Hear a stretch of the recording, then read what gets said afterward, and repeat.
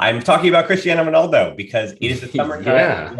Listen, if there was even a single Barcelona game within a week's time or within a few days' time, we wouldn't have any fun with this. But the reason I say have fun with this is Cristiano Ronaldo was linked to Barcelona last week or the last few days. 24 goals, 38 appearances. Absolutely harpooned Manchester United. I have a lot of Man United friends. Absolutely harpooned Manchester United when he wasn't in the mood this year. And if you think Culés complained about Luis Suarez in his final season, just multiply that by 10 times with Ronaldo. And then he's also Portuguese, and he's also the eternal rival of Messi, which I think younger fans, that would matter to them. But once he's in a Barcelona shirt, that would not matter to the older Catalans in the stadium. But most importantly, what will still matter to the older Catalans is that all of his actions and words through the years at Real Madrid, every time he had to talk about Messi, that also he would always throw a little drive-by shot or a little disparaging shot at Barcelona. And so, yes, Cristiano to Barcelona, I put that at a 2 to 5%. I think that Barcelona would just move forward with Aubameyang and who they had instead of bringing on Cristiano Ronaldo, because even him at his age of 38, the wages he's going to expect are just nonsense. It's totally unnecessary, and it wouldn't make any sense for their salary structure. And that's me entertaining the real seriousness of trying to bring in a player who had 24 goals and 38 appearances at the Premier League level. Yeah, I mean, there's nothing, yes, he scores goals, and he's still Cristiano. He's the name, he's the brand name, and he still has the aptitude to score goals. But I mean, everything that kind of comes out. I don't know if you read. I believe it was. I'm spacing on which English paper it was, but Miguel Delaney wrote a piece on Ronaldo, I believe yesterday or today, and so many of the quotes in there are they're really damning. They're like, managers were quoted as saying, it feels like you're playing with 10 men when you're not trying to get him the ball in the box, you're playing a man down. Mm-hmm. He doesn't feel like training. He torpedoes training sessions and gripes about training not being fun. And, even if there is, even a globule of reality to the reports, it would just be such an awful decision. I realize you need to goose up revenue, and, we need to, get butts in seats and, restock the bank accounts and everything. So I guess, paying Ronaldo, what would it be, like 30 million euros might pay off in terms of, subsequent revenue. But man, just when I saw that, I was thinking I was happy that it kind of died quickly, because I was like, okay, this seems like, we're bored July chatter. But then I saw the video of Jorge Mendes at El Prat Airport, and I was like, oh, get out of here. Don't tell me this is actually, don't tell me this is really a thing. Yeah. And I think Ronaldo was even in the city apparently recently, in the last handful of days or something. So I was like, oh no, it was all coming up wrong. But yeah, thankfully this is not a thing. Well, yeah, Laporte did admit that he and Mendes did have lunch. And again, now with the passing of Viola, I have to admit that Mendes is probably the most powerful agent in the world at the moment. Yeah. And obviously, Mendes is not every day having meetings with different club presidents. That's just not happening. And so, you do have to raise your eyebrows. But I don't think in that meeting, they talked about Nico Gonzalez, not about Cristiano Ronaldo. Don't you worry about that. But right. But speaking of that Barcelona midfield, in a way, now we're going to be talking about, as I say, the serious business. So we'll hopefully be talking about Andres Christensen with some experts later in the week. And I will have the Kessié podcast that I did a few months ago with the Milan guys and the Milan Weekly podcast linked in the description. That is a full breakdown, not from just Emlie and I looking at 2 or 3 AC Milan matches from last year, but people that watched them game in and game out. But I would ask you, Emile, what would you think of this transfer window if those two are both brought in on the free transfers as they were? They've already been announced. Frenkie de Jong were to stay. Samu Umtiti goes on loan to Rennes and Lenglet to Tottenham. We remember that Coutinho was sold, and Peña, that being Naki Peña and Kayada, returned to the club, among minor moves like Raymanage likely being sold finally, Pjanic possibly being loaned again. Those kind of size moves, but you get the gist, right? Yeah. What if those 2 free transfers are, and renewing Gabi, yeah, let's put that in there too, if that is the transfer business that is done, what kind of grade would you give the window if that is it, right? If there is no Rafinha, if Dembele does reject the offer, if Lewandowski doesn't get free at Bayern Munich. So is Dembele's gone in this hypothetical? He is gone in this hypothetical. Okay. I mean, I would still give it a reasonably high grade. I mean, it's still, because I mean, I give it a solid B. I would say, you know, maybe even like a B plus in terms of because there's a certain element of addition by subtraction in clearing the decks of, you know, Lenglet and Umtiti, and especially if you can get someone to pay Pjanic's wages for another season as you kind of wind that contract down slowly but surely. And, you know, I mean, losing Dembele, I think, would be a big loss. Just, you know, I mean, I bought into what we saw from him in the back half of last season. If he's healthy and that's what he is, I would love to have him back. All of the, you know, kind of sniping and disagreements and whatnot in the past, kind of as water under the bridge, it would be fantastic to have him back. Otherwise, I mean, I think if Frenkie de Jong stays, I think what this whole saga has kind of brought up too is,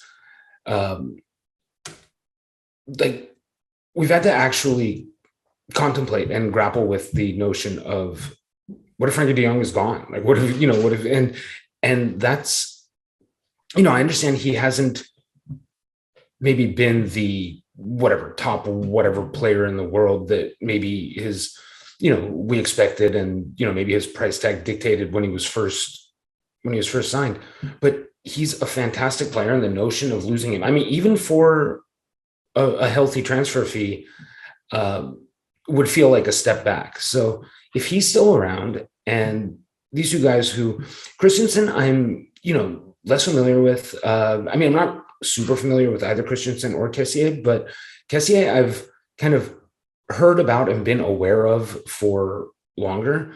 But to bring in two guys on free transfers who are 25 and 26 at positions of need, I mean, because, you know, this is like, it's official. It's Busquets' last season. So, you know, whatever happens, the sort of the next Busquets or whoever tries to step into those shoes, it's going to be someone next year, because we're not going to have the old faithful of Busquets just sliding in and calmly pulling the strings. And, you know, I mean, I really like Kessié's, like, the physical profile, but he's also, I mean, he's a really smart player. I mean, he played a significant role on the Serie A champions. I mean, he wasn't a bit part player or anything. And I mean, I feel like I've heard about him long enough ago where I'm still flabbergasted that he's somehow still only 25 years old. But I mean, if you do that with Atlanta, he was young when he. That's what I'm now realizing, is apparently he was just like a kid when I first heard about him. Yeah. And look, I mean, I think there's a little bit of, you know, I'm waiting for, you know, once September 1st comes and goes and the transfer window is closed, I would be totally fine if I didn't hear the words activate, pull, or financial levers for quite a while. And I'm totally cool with not, you know, tapping the credit line that you've effectively, you know, sold some of the family jewels for, to just kind of go on a mad spending spree and, you know, spend what, like, I mean, it would be probably, you know, I mean, they're proposing they wouldn't get all three of these guys, obviously, but I mean, they're kind of throwing around 50 to 70 million for Bernardo Silva and Lewandowski and Rafinha. And, you know, those are all really, really good players. And that's great. But I hate this notion of kind of doing all of this, like, relentless financial gymnastics just to then go and just spend freely, right, like, instantly. Well, Laporta's comments today were pretty telling when he did say that the second lever, if you will, would have to be pulled for the club to get to a 1-to-1 fair play. So the first lever was necessary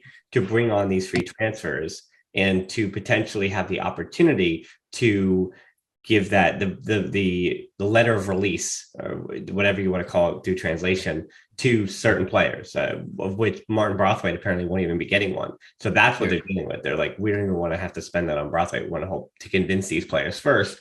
So we'll have to see come maybe, the end of August when the transfer window is closing, if those players will finally be given that letter of release. But you mentioned De Jong too, and that's what's really interesting about this transfer window, right? Where you think that the things that have come out, like the Bernardo Silva stuff, right? That De Jong, apparently the club, it's either take a salary reduction or move to Manchester United. That was the hard line. And I think the club might even be walking that back at this point, because they're understanding what leverage they don't have. And that if Xavi really did say that De Jong should only go if Bernardo Silva is coming, then De Jong shouldn't go. And the club is going to have to quickly do some, we'll say relationship maintenance. But where I'm also thinking too, that the reports and rumors that came out were worse than what the actual internal dialogue between De Jong and the club would have been, right? Because even though De Jong should be likely taking a salary reduction just to almost to help out the club, right? In a way that, as we've talked about Busquets and Alba, obviously they're the two biggest earners. And yet I don't know where their salary reductions are coming, but they're at a point where they were making so much that it's all in deferred payments even. So the club is still on the hook for Busquets and Alba in a really dangerous way. While for De Jong, with what's left of his deal, if he were to reduce his salary again, this would just kind of be out of good faith. Then the club would be in a better position. But again, there's no reason why De Jong would have to even do that, right? Again, if they're going to only want to sell him or try to convince him to go to Manchester United, if Silva is on his way, I said, City, I mean, they don't want to sell Silva. Why would they sell Silva? Same thing with Bayern Munich. Like we keep saying Lewandowski, and the truth is Lewandowski is either going to play for Bayern Munich or Barcelona next season. 100% chance that it's one of those two teams, but they don't want to sell him.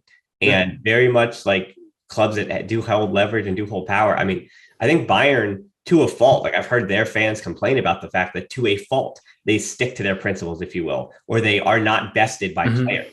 Over and over and over, they're saying, we would rather destroy our relationship with this, pseudo legend. Like I'm seeing, again, Bayern Munich fans tying themselves into a knot saying he is not a club legend here. He's not this. Which is wild. Which is wild, right? Because he was part of that the Champions League winning side. I mean, they only really have that one Champions League to show, or two Champions Leagues to show for it. But he was playing for Dortmund in the first one. So really, he really only helped them get one Champions League and a ton of Bundesliga titles. But I think that at this point, Bayern Munich fans, kind of like Barcelona fans with the Champions Leagues for the last 15 years, are taking the league, a little lightly. I mean, Real Madrid fans do the same thing. They take it as some, God-given right that they're going to win the Bundesliga. And if you have that philosophy, then of course you're going to say, hey, we're too big for you to go somewhere else on your own accord. So you're going to stay here. And I think that fight between Bayern and Lewandowski, again, that could turn not only ugly, it's already ugly for them, but that could turn in Lewandowski just not playing at all. And Bayern saying, hey, we're going to do that because instead of selling or giving you what you want, like on principle, we need to punish you. We need to show you that your option only is us. And then for the last one is Sevilla. They don't want to part with Koundé. And if they do, they're going to at least whatever amount they're willing to. I mean, Emochi is always willing to part with a player at a number, but I don't think it's anywhere. That number is anywhere near what A, Barcelona's current number would be, B, a number that Barcelona could reach after renewing or potentially having Dembélé re-sign, or spending 60 or 70 on Rafinha, because that's still the number. And then again, if they had sold De Jong and brought in Silva, that was still 80 plus. And then Lewandowski is going to be 50. And so, right. And so on that on the depth chart of things you need, you just brought in the center back in Christensen. PK's health is up for grabs. But, I think the bigger question going all the way back to the free transfer of Kessié and Christensen, I really like the fact that those two give you versatility. Like we haven't talked about Christensen yet, but I would warn fans to say, oh, this is call us Puyol 2.0. This is the savior of Barcelona's back line. That's not the case, but he's a player that's going to allow Xavi to play three at the back, because you're going to have at any one point three qualified, dignified center backs, if you will. And I am throwing Eric Garcia in the mix there. And then Kessié does allow you to play a little bit more versatility in your midfield. But I would really, really remind people, and you go, even if you don't go back to the AC Milan shows, the TL, oh boy, what is it, Emile? It's TLDR. The read of the Kessié stuff is that if you think because you look at him as a player and you understand what I'm saying, that he's just going to be some swashbuckling, just a lot of muscle in the midfield. And definitely he's a defensive midfielder, of course, because that's what players like him is supposed to do. You're absolutely wrong. He's interior who is good at passing on the ground. He gets forward. He carries the ball quite a bit. And he actually is pretty uncomfortable in even a double pivot. He's really an interior. That's what he's coming to do. So I would see him more if Xavi's going to play a 3-4-3 rather, with two high interiors. He's going to be one of the high interiors likely instead of being in the double pivot. I mean, maybe there's a positional change coming, but I'm saying the player who is arriving, who is already in his mid-20s and is pretty established, is not this again muscle-bound force that you're going to see over and over and over and over again. It's a lazy perception of a player that people have not watched. So I just want to throw that out there. Agreed. Then of course, that perception of players is based on race, but there's also this belief that, and a reasonable way to say that, to help people out, is that he got the quote unquote blessing of Yaya Toure. There's the whole Yaya Toure thing. Right. And Yaya Toure is a fellow Ivorian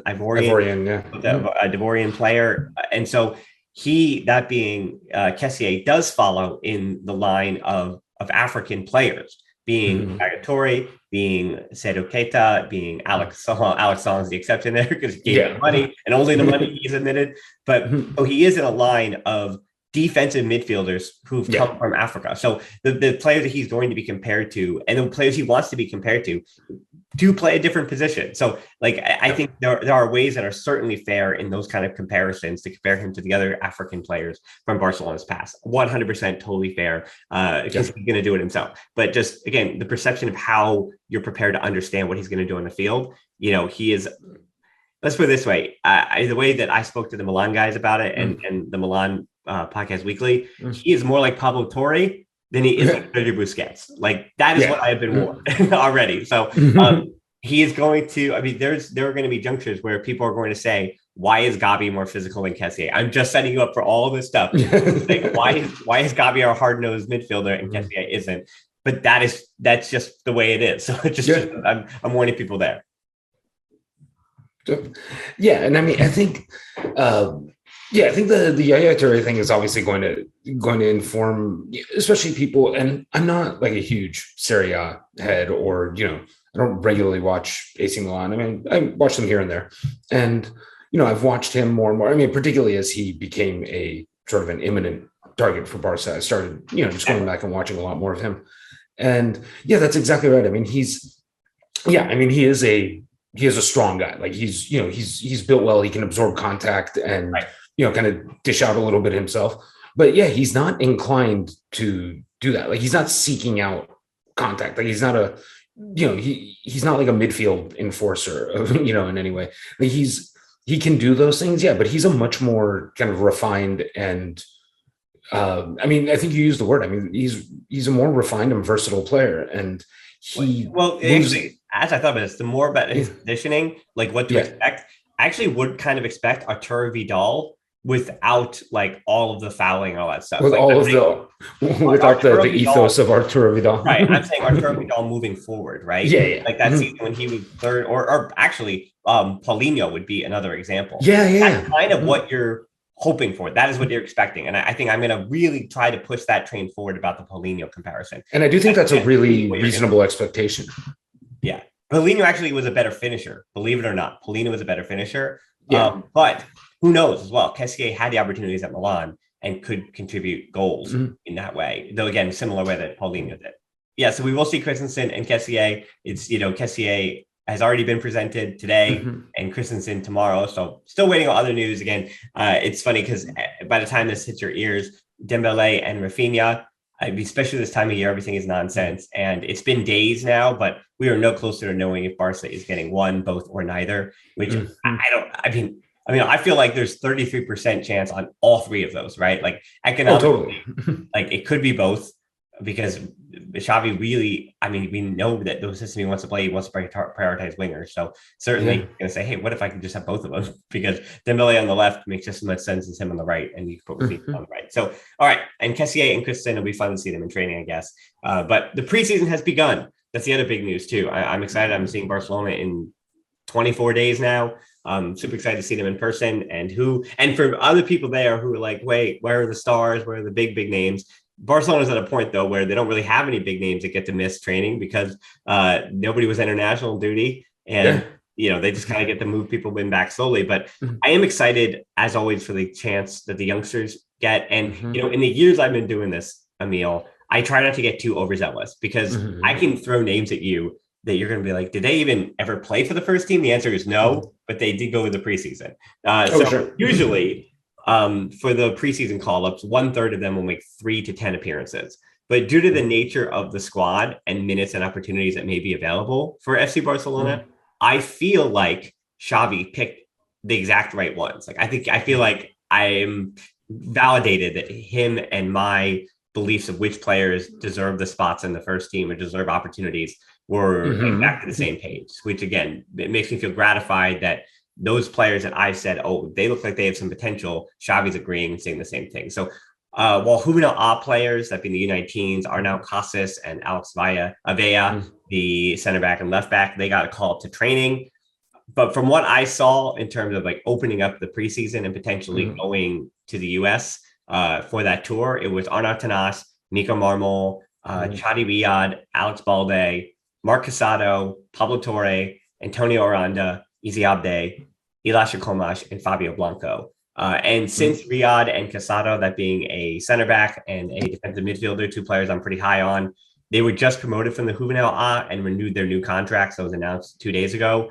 I could see both of them doing preseason with Rafa Marquez, the new head coach of Barcelona Athletic, and then not traveling to the US. So I could see, and then even Elisha Komas to a similar degree, I could very well see him just doing this initial preseason. And then again, those 3 figures in particular, in Riyad, Casado, and Komash, they are, there's an argument that they're supposed to be Barcelona Athletic's 3 most important players, even with, depending on what happens with Marmol and Balde and Aranda, sure, there are other players who are going to be doing a job, but you could argue that the highest ceiling of those 3 really takes Barcelona's B team to the next stratosphere. And so I'm excited to see what they do in these few weeks when we're not seeing games. But if they come to the US, I know that that's because Xavi really is taking a hard look at them. Yeah, oh, absolutely. But I do agree with you as far as the potential value in, I don't want to say leaving them behind, because I feel like that has almost like a negative connotation to it, but just kind of like leaving them in Barcelona to work with the guy who's going to be their new coach. And, before we started recording, we were talking about how, Rafa Marquez has minimal coaching experience. Like, we don't know who or what he is as a coach. So I think in that sort of situation, in any kind of coaching change, but particularly when you have a first-time coach and an inexperienced coach who hasn't, even been an assistant or anything very much, I think that time together and kind of the actual in-person time, FaceTime, and time on the training pitch and I agree with 3 of what are going to be your, probably 5 most important players in the coming season, I think has greater value than the guys traveling to the United States with the first team. Because as much as that would be, a validation of their progress and their standing within the club and the club's regard for them, from a practical perspective, I think getting on the same page as Rafa as quickly as possible and understanding what their roles are going to be and just learning how they're all going to work together is more important than, just kind of the feel-good factor that would come with going with the senior team. Yeah, and those names that I said to you are 2 years younger than Pablo Torre. I didn't mention Pablo Torre because even if he's not completely in the first team and he does play a bit with Barcelona's B team, I think he's fully capable of coming to the US, going right back into the Barca B system or Barcelona athletic system, and just being a starter and being their best player. I think Pablo Torre, that's the level he's at right now. So I didn't mention him because, not to say that he doesn't need to know the system or know the instructions, but he's, again, at 19, he was a full professional for Racing Santander. He was the most important player as being promotion in the second division. So, he's a good player. And even if he doesn't make it into the first team because of the competition and they just want to get in minutes and reps, he'll be just fine. Again, just showing up at Barcelona Athletic. That's the kind of level he's at. Speaking of at the level, Lamine Yamal, the 14-year-old who, again, for a bigger discussion of Rafa Marquez too, I talked about the U.S. Treasury stuff and how I got that wrong about Rafa Marquez, where I covered it pretty hard and I was pretty harsh on him when he was put on that blacklist for potential dealings. But through years now, going back to, again, 2021, he's been cleared of all wrongdoing. He's been taken off the blacklist. And I just want to reiterate that, you know, I did cover when he messed up. And I didn't do my due diligence covering it when he has cleared his name. So it's a new beginning for Rafa Marquez. Again, of course, a little bias against the former Mexican international players from all the times that Rafa Marquez broke my heart as a U.S. fan growing up. But that's beside the point. The point is that Rafa Marquez deserves, again, the full green light and support as he starts a new version of his time at FC Barcelona. But speaking of Yamal, if you go back to the Masia video I did a few weeks ago, there's a YouTube video, whole long thing, as well as the podcast. And I talked about Yamal not knowing kind of where he was going to be, saying like, oh, if he plays with the Juvenil Bays this year, you know, Cadet A again, because he's just turning 15 next week. So it came out yesterday that I was even undershooting his potential, right? He's going to be playing with the Juvenil A's, which is the U19s next season, right? He's going to be 15 playing with the U19. So I was trying to dig around for the last player to do that. And the answer that I found was either no one or Bojan Krkic, who made the step up. I mean, we're going back, because you go back farther than that. Now you're talking about the Barca C team, where the Barca C team was this intermediary thing where it wasn't even Barca B. There was Barca C as well, which was also like the surplus of U19, maybe some of the high level U18 players. So it got a little more complicated, but the last player to go from Cadet A to Juvenil A, which again, the U16s to U19s, with the U18s by Bassinet completely. It seems like it was Bojan Krkic. So obviously Gabi and Ansu have all made these jumps in different directions, but they didn't go straight from Cadet A, Infantile. I'm trying to get this right. I think it was Infantile A to Cadet A to Juvenil A all in 1 year, all in like or a year and a half or whatever it is. Yeah, like that's a stratospheric jump. You know, I mean, that's like leapfrogging. You're talking U14s to U16s to U19s all in 1 year. But as I always say, like, yes, he's one of the best forwards I've ever seen in the academy. But as we do that over and over again, Deulofeu anyone, right? Like, there's still so much.